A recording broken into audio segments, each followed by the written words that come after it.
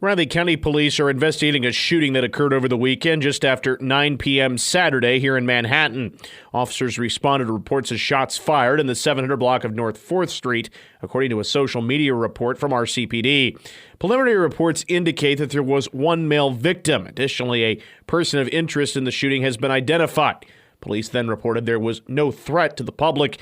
They did not provide any updates on the matter on Sunday. The Manhattan Fire Department was dispatched to the 4500 block of Lamont Drive for a structure fire on Friday.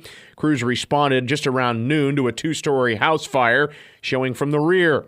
All occupants were out of the house when units arrived and no injuries were reported. Loss is estimated at $125,000 to contents and $300,000 to the structure, a total of $425,000. The owners are listed as Nathan and Shanna Legender of the same address. The fire's cause is still under investigation at this time. Riley County Fire District Number 1 provided a mobile air unit to fill air bottles at the scene. 12 groups competed against each other Saturday afternoon to determine who's got the best chili in town.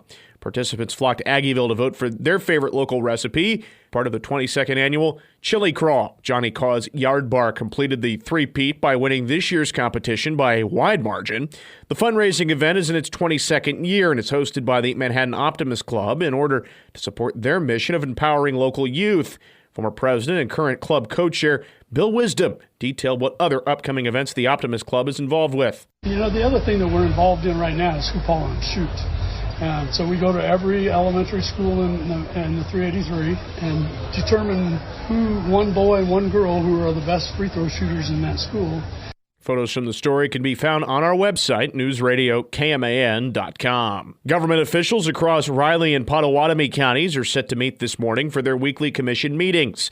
Riley County officials will meet here at 8:30 in Manhattan and have a lengthy agenda on hand, including approving appropriations for Big Lakes Community Center, as well as approving a KDOT grant application for Big Lakes.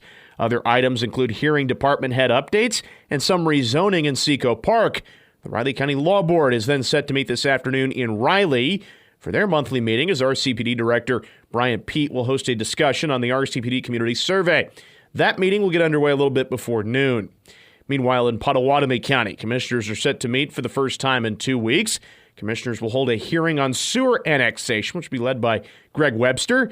That meeting is set to get underway at 8:30 in the Sunflower Room in Westmoreland. It's officially homecoming week at K-State. This year's theme is Wildcats Then, Now, and Forever, and celebrates the Alumni Association's 150th anniversary. This week marks K-State's 109th homecoming celebration. On Wednesday, there will be a children's carnival at the K-State Student Union from 6 to 8 p.m. The following evening, K-State volleyball is set to play Utah at Morgan Family Arena starting at 6:30.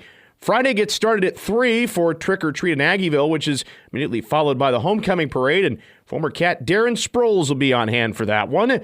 The parade route begins at the Manhattan Town Center and will run along Points Avenue from 3rd Street to 11th Street, then heads north along 11th until reaching Morrow Street, then going through Aggieville, concluding at City Park. This will be followed by a pep rally at the Larry Norvin Bell Show, City Park, and then K-State Soccer will play KU that evening beginning at 7. And, of course, the week wraps up with the Sunflower Showdown, K-State and KU from Bill Snyder Family Stadium on Saturday night at 7 p.m. More on the day's headlines can be found at our website, newsradiokman.com and themercury.com.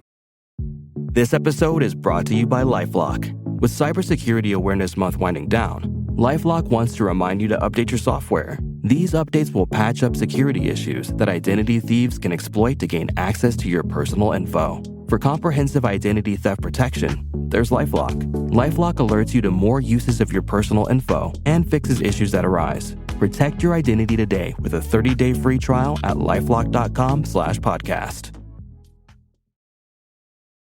This episode is brought to you by Buffalo Trace Distillery. Powerful yet smooth. Contained but never tame. Proudly going their own way, but never going alone. This is the spirit inside Buffalo Trace Bourbon. Made at Buffalo Trace Distillery, the world's most award-winning distillery. Buffalo Trace is always perfectly untamed. Distilled, aged, and bottled by Buffalo Trace Distillery, Franklin County, Kentucky. 90 proof, 45% alcohol by volume. Learn more at buffalotracedistillery.com. Please drink responsibly. Good morning, I'm Troy Coverdale with your sports headlines. With Saturday's 45-18 win over West Virginia behind them, the Cats go into Sunflower Showdown week, knowing they'll play a third straight night tilt. K-State coach Chris Kleiman's team will play at home for the first time in 4 weeks after an off week and trips to Colorado and West Virginia for night games. It stinks. I have to be honest with you. That's what I told the guys. My hat's off to what you guys did the last 2 weeks to play as late as we did and get home at 6 a.m. We're going to get home at 4 a.m. I didn't get any scheduling help on that. But we find a way to come out with 2 big wins, and it was really impressive with what our guys did. I think it's going to help us grow. This coming Saturday night's game against Kansas will be at 7, televised by ESPN2. Patrick Mahomes overcame a pair of interceptions to deliver a few big plays with his feet. The Chiefs remain the league's only unbeaten team, besting the 49ers 28-18 yesterday in a Super Bowl rematch. Kansas City is out to a 6-0 mark.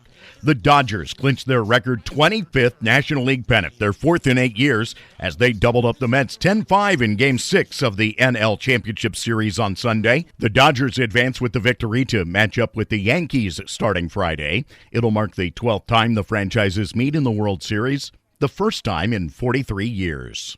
Have a great day. I'm Troy Coverdale.